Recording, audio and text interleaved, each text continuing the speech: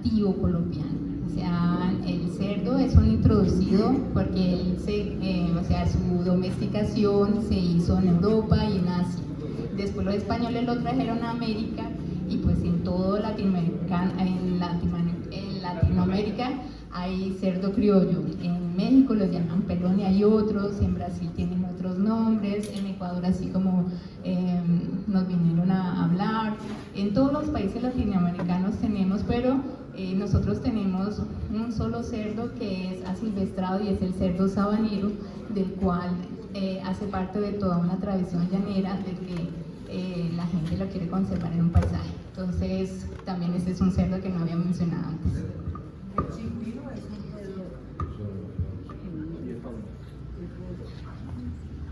Ok, tengo una pregunta para ti, para cerrar algo de lo que hablabas del pastoreo por hectárea, y la pregunta es si están sueltos totalmente a disposición de la hectárea o si tú haces potreros para una rotación dentro de esa hectárea.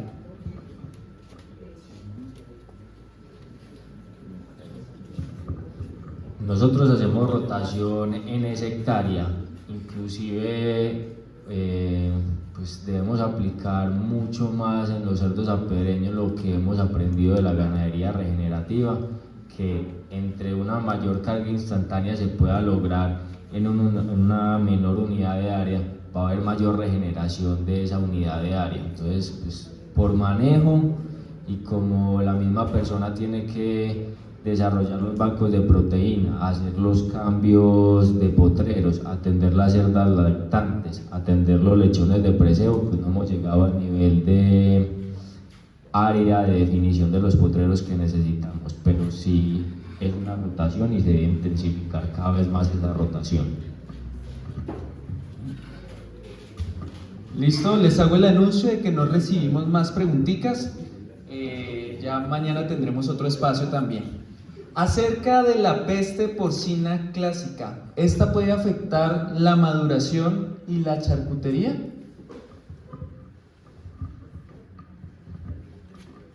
Bueno, nosotros no lo hemos analizado, digamos, en carne en Colombia, pero lo que sí han hecho en otros países, y los profesores Umar Tuzán, ellos sí no están trabajando con animales o zonas donde tengan peste porcina, digamos, en Europa para el tema de maduración, porque pues trabajan con maduraciones sin conservantes artificiales y solamente el tema de la sal marina. Dígame, profe. Colombia es un país libre de peste porcina clásica y se vacuna y libre de vacunación, solamente se vacuna en las regiones que son fronterizas, ¿cierto? Y eso pues por una disposición de seguridad nacional. Pero somos un país declarado libre de peste porcina clásica y por supuesto es que si llega a ocurrir, no es posible. Algo ahí al tema que lo toca también un poco sensible. Hemos hablado de todo. Sigue, porfa, porque no te escuchamos. De pronto ahorita para lo del área que necesita un cerdo que acaba de hacer el cambio. Ok, vamos a terminar con las preguntas escritas y ya miramos con qué tiempo contamos para más intervenciones. Buenas tardes para todos. Yo quisiera complementarlo del tema de la peste porcina. No somos un país libre de peste porcina. Aún todavía se presentan focos. Y de ahí me nace también una pregunta que yo quería hacerle pues, a los colegas que son productores y a los que están en la academia. ¿Qué estatus sanitario se maneja con el cerdo criollo? ¿Qué protocolo sanitario? Porque en el cerdo criollo se ha satanizado el tema sanitario que puede afectar otro tipo de explotaciones porcícolas como la industrial. Entonces, ¿de qué manera lo han manejado? ¿Sí? Sin afectar el estatus sanitario que hay, porque hay zonas libres, hay zonas control, por lo menos yo vengo de Casanare y somos zona control en Yopal. Entonces quisiera saber eso. Y dos, pues para dejar como propuesta, participando aquí en esto y que está muy nutrido de productores, ¿por qué no formar una organización con reconocimiento del ministerio como una federación de productores e irnos cada uno de acá, los que de diferentes zonas, con la tarea de empezar a organizar el productor criollo en nuestra región y consolidar una federación con el fin de empezar a hacer propuestas y al ministerio y lograr certificar la carne de cerdo criollo. Esto nos impulsa más a un mercado, a los que hacen transformación y poder ser más competitivos y participativos a nivel. Ok, profe, por favor. Ese punto que acaba de hablar de la sanidad me parece muy importante, porque justamente esta mañana yo mencionaba que una de las causas de que los santandereanos dejaran de comer carne de cerdo era justamente los parásitos como la tenia, cisticerco. Y digamos que esto puede ser muy peligroso cuando se consumen carnes crudas, que son curadas, pero que no han tenido la cocción suficiente. Por ejemplo, todos sabemos que trabajar aves con cerdos no es permitido porque los parásitos o las enfermedades pueden transmitirse fácilmente. Es muy probable que abonar potreros con gallinazas, pollinazas, puedan transmitir enfermedades de las aves a los cerdos. También estamos en una zona tropical y como zona tropical pueden haber muchos parásitos, bacterias, microorganismos que puedan estar presentes en estas carnes. Entonces, sí es muy importante para que el proceso no pueda tener un resultado diferente a lo que estamos queriendo conseguir, tener la trazabilidad, la inocuidad de los productos. Y si es preciso que los médicos veterinarios hagan esfuerzos mayores por consolidar protocolos de manejo sanitario de esta clase de explotaciones, porque al fin y al cabo va para alimentar personas y eso podría llegar a ser un riesgo muy grande que acabara con el negocio. ¿Cómo hace la granja tuya, con el mismo personal maneja las dos áreas? Bien, les pido por favor que tratemos de dejar esas preguntas para después porque hay unas que ya se escribieron. Bueno. ¿Listo? Y se nos corre el tiempo. No se puede. A nosotros los cerdos sanpedreños se nos volvieron un vector de enfermedades para la porcicultura tradicional, tanto para, digamos, enfermedades o bacterias pues como la Salmonella y la E. coli, como para Mycoplasma y circovirus. Entonces, después de hacer la prueba de cómo se puede producir sin aplicar ninguna de estas vacunas, nos vimos obligados a empezar a vacunar todos los animales sanpedreños para que no fueran a afectar la otra explotación en forma de vector. Muchas gracias. Tengo una pregunta para Andrea y es, ¿qué diferencia hay en el producto terminal cuando se maneja artesanal o agroecológico y cuando se maneja industrial? ¿Y qué normas hay que puedan diferenciarlo? Sí, lo voy a hablar desde la certificación de nosotros, la certificación Demeter, un poquito así, bueno.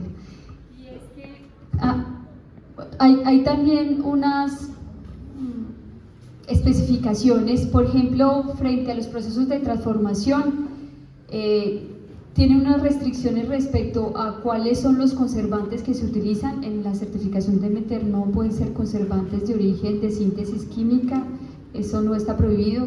Está prohibido también para aceites, por ejemplo, de cocina, la extracción principalmente debe hacerse en frío para que no pierda como las propiedades específicas.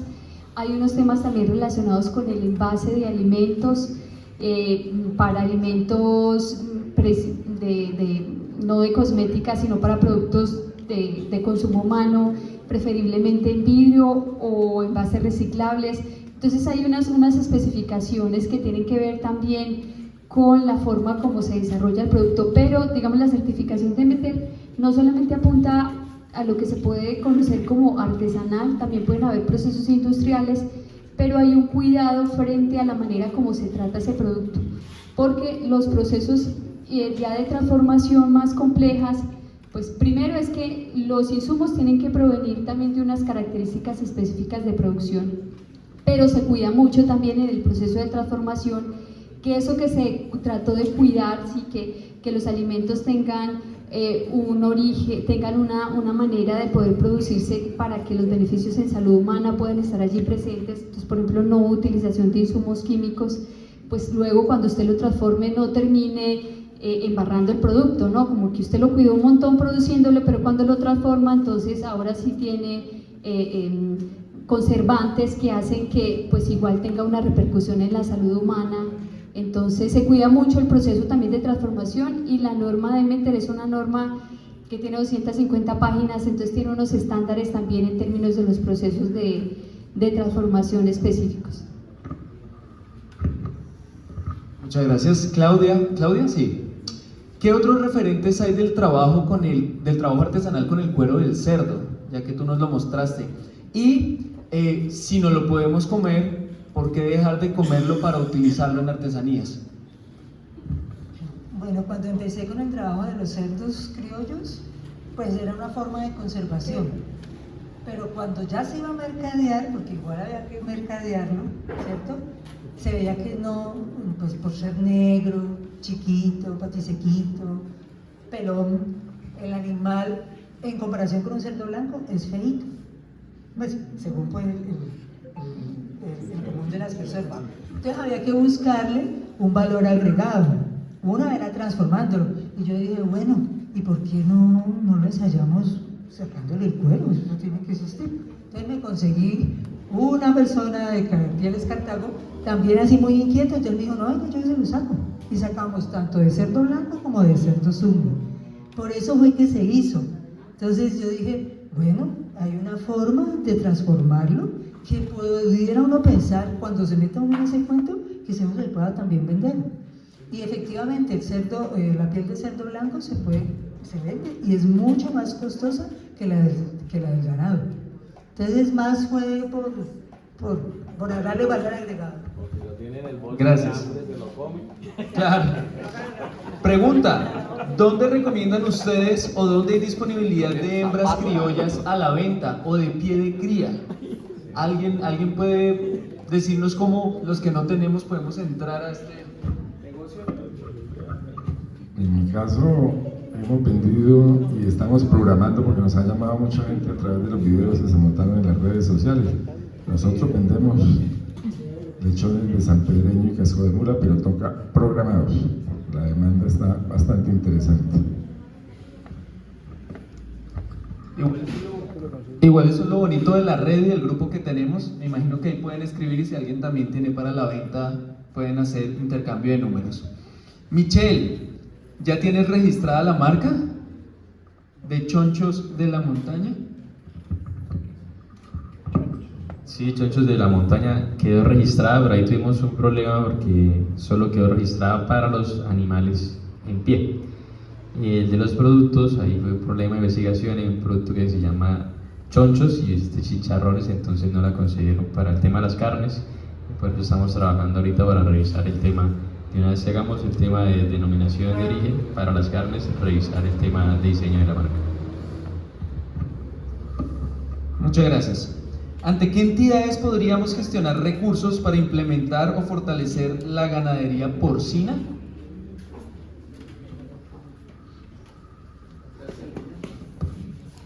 Pues yo creo que nosotros, pero si nos organizamos, y pues estas reuniones o encuentros, yo creo que son un punto de partida para que tomemos decisiones, porque de todas maneras no solamente es como una asociación, sino que también necesitamos a la academia, a los productores, para que sigamos haciendo investigaciones, porque esto se hace en conjunto. O sea, o sea, pensando solamente, por ejemplo, que necesitamos hacer una normativa de, por ejemplo, de cerdos al pastoreo, porque la normativa que nos rige es la normativa industrial, que es el cerdo confinado. Nosotros tenemos un producto completamente diferente. Ya Uruguay tiene su manual y Brasil también tiene. Entonces, si nosotros junto con la academia hacemos esas investigaciones y producimos esas diferenciaciones, pues pues vamos a lograr pues muchos cambios. Y también de pronto es necesario que también tengamos un asiento dentro de la producción porcina, porque en Colombia no solamente hay cerdos industriales, estamos nosotros. Entonces es una pregunta que yo tengo desde ahorita a ustedes también, porque pues la red no soy yo, la red somos todos. Entonces eso es una invitación a productores, investigadores, gente que está haciendo procesamiento, los chefs, la gente que está produciendo, por ejemplo, mosca soldado para hacer alimento. Entonces es una cadena conjunta, y eso lo vemos porque yo lo mostré ahí en una gráfica. Somos un montón de gente con una cantidad de expertise que tenemos que desarrollar. Entonces queda pues una pregunta, y mañana de pronto seguimos hablando de eso. Profe Jorge. Bueno, recursos hay a nivel nacional, ustedes lo encuentran en el Ministerio de Agricultura, sea como mujer rural, sea como joven, y también hay un mecanismo que es de alianzas productivas. Yo he sido consultor para estudios de perfiles, para formulación de proyectos de inversión, monitoreo y seguimiento. ¿Cuál es el inconveniente a veces cuando uno accede al Estado frente a este sector que está creciendo? Que le van a exigir toda la reglamentación. Entonces van a encontrar un cuello de botella. También pueden encontrar a veces algunos apoyos generados a veces en el Humboldt con biocomercio sostenible. Las corporaciones con el tema de los mercados verdes, ¿sí? generan proyectos. Pero también si ustedes entran a la embajada de Japón, a la embajada de China, ellos sacan recursos de financiación para los productores. En el caso del departamento del Meta, con un profesor que se llama Pedro Gómez Bilbao, nosotros trabajamos con unas productoras, pero surge el problema es que nosotros como universidad llevamos a hacer el proyecto, pero quien lo sustenta es el productor. Y entonces viene un ejercicio muy importante, es cómo fortalecer y educar al productor para tener la capacidad de presentar y sustentar proyectos de cooperación internacional. Los proyectos se cayeron porque, claro, ya no sabían sustentar, son mujeres cabeza de hogar, pues se dedicaban a de todo un poquito. Entonces les dejo esa inquietud, y cuando uno empieza a revisar todas las embajadas, otorgan recursos hoy en día directamente a los productores para que lo ejecuten, y solamente las universidades lo que entran es apalancar capacidad técnica, y la universidad no le tiene que reconocer nada a la universidad es contrapartida, o sea que no tiene que pagarle nada. Todo el recurso de inversión. Entonces les dejo esa inquietud. El Estado obliga a cumplir toda la normatividad, es inconveniente. Las embajadas tienen recursos. Muchas gracias. Ok, cuando hay asociatividad también se puede gestionar recursos con las humatas, con las alcaldías. Con la asociatividad hay varias cosas que dijeron aquí. Uno, digamos, para ganar el reconocimiento hay que hacer una conformación de una cadena productiva de cerdo criollo a partir de la asociatividad, ¿sí? Y la otra, la asociatividad con Finagro, también se pueden ganar estos espacios. Entonces es simplemente eso. Ahora, hoy hay otra forma de asociatividad que la pueden generar, y es hacer el círculo entre las asociaciones, luego cooperativas y sociedades de acciones simplificadas. ¿Para qué? Para que la generación de valor agregado sea diferenciada. La asociación simplemente recoge recursos, recoge donaciones, las cooperativas ayudan a hacer un apalancamiento de segundo nivel, favoreciendo compra de insumos de bajo costo, adquisición de maquinaria de importada de bajo costo, y ahí no hay ganancia porque la ganancia es para los cooperativos.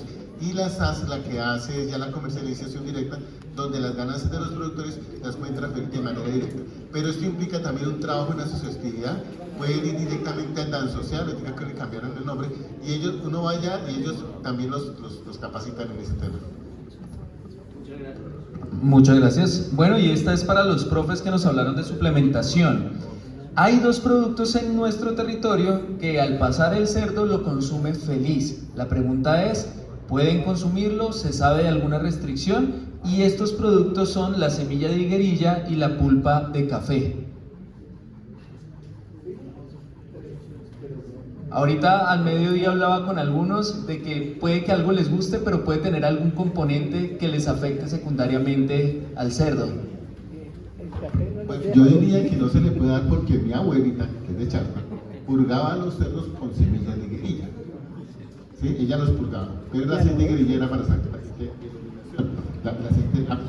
Yo lo que pienso es que se merece un estudio porque la higuerilla lo utilizaba para eso. La pulpa de café, hoy en día están secando el mismo café con la cascarita, y están generando en la vida tropical, en lejanías, generan vinos con la cascarita. Entonces a veces de pronto pueden tener otros usos.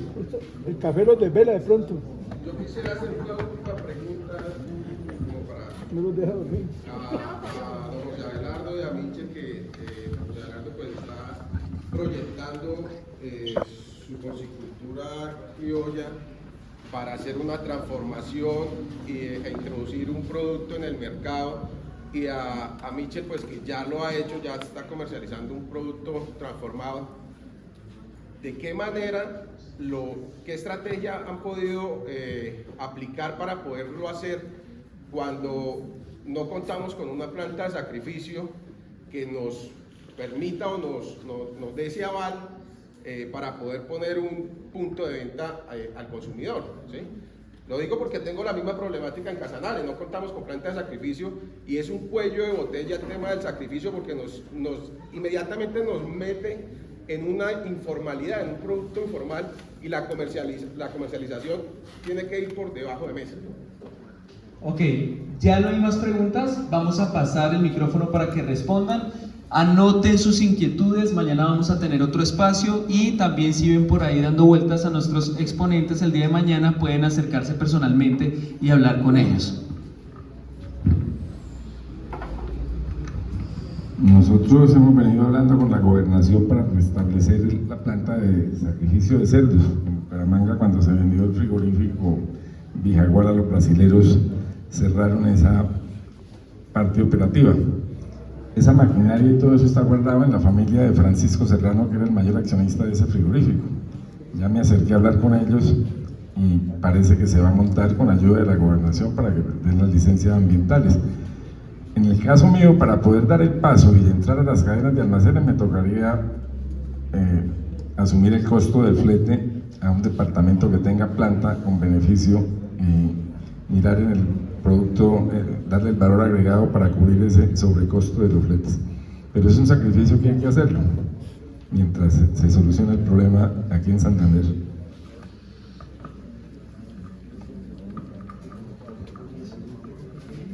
Es lo que hablaban esta mañana de la curva de aprendizaje. Al principio, si no tenemos la cantidad, prácticamente ese fue como dice, la inversión que tocaba llevar a un chef, y tocaba prácticamente que lo llevaba el costo del transporte. Después encontré soluciones del tema del regreso de las canales, porque sí es más fácil buscar cupos para regresar, no sé allá en Casanare si funcione de pronto de los mismos frigoríficos de Guadalupe o Bogotá. Y sigue, digamos, siendo costoso el tema del transporte en pie. Por eso es la estrategia de nosotros en las asociaciones, que nosotros organicemos producción, nosotros nos unamos como productores y se puedan llevar más cantidad de animales, que se justifique el viaje hasta allá. Digamos, hasta ahorita toca hacerlo de esa manera, y a futuro organizarnos y poder tener nuestras plantas de beneficio, nuestras plantas de unidad de transformación y nuestros puntos de venta también.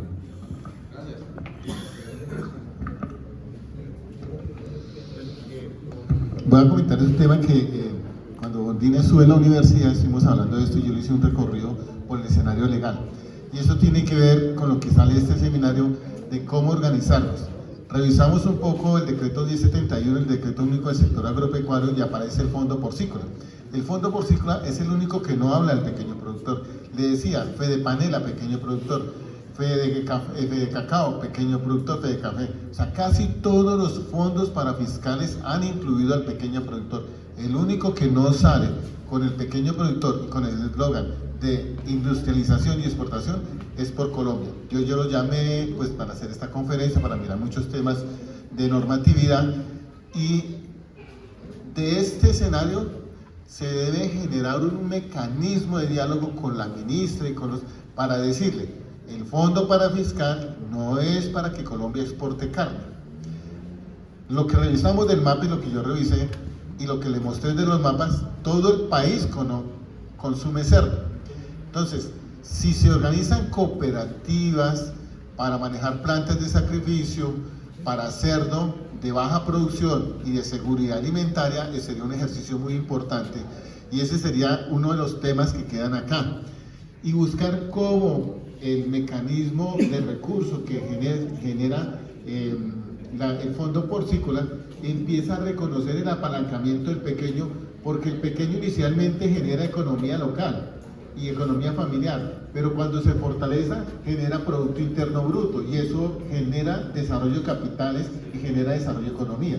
Entonces, de esto quiero decirles, simplemente es empezar a revisar la normatividad legal y cómo nosotros empezamos como grupo a presionar. Allá en el Meta estuvo Sacha Inchi, presionaron, están como cadena productiva y lo están haciendo. Entonces, quiero dejar este mensaje para empezar a abordar el análisis de la política pública para poder desarrollar el tema de los sacrificios. Muchísimas gracias, doctor. Bueno, dos mensajitos antes de finalizar la jornada del día de hoy. El primero, nuestro querido amigo Henry López está realizando una labor bastante importante con respecto a la conservación del cerdo